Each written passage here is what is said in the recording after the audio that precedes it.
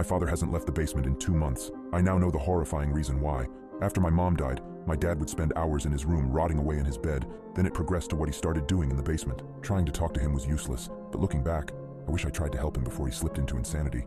The first time I saw my dad slip down into the basement was when he was carrying a notebook and a mannequin. I tried questioning him about it, but the only response I received was a half mumble before he shut the door behind him. I shrugged it off, as I assumed he was finally embracing a hobby to cope, but I began thinking otherwise really fast. When a few days passed without seeing him emerge, I knew something was going on. I tried opening the door, but it was locked.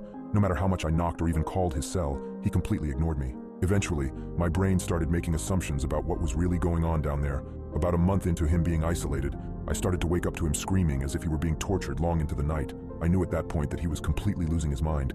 Disgusting stenches I couldn't identify began filling the house. Looking back now, I don't know why I didn't call anyone, tell anyone, or ask for help, but deep down, I just wanted my dad to get better on his own. I didn't want anyone to know that my dad was acting like a freak. As the second month of this behavior approached, his screams turned into whimpers and pleads. I was now worried that something far more sinister was taking place, and I knew that I couldn't sit back and let my father destroy himself any further. Although I was scared about entering his space, I knew I had to save my dad. On a Friday, when I was coming back from school, I could hear my father manically laughing and decided it was time to break down the door. Using a wrench from one of my dad's toolboxes, I managed to crack the wood frame, making it easy to push it open.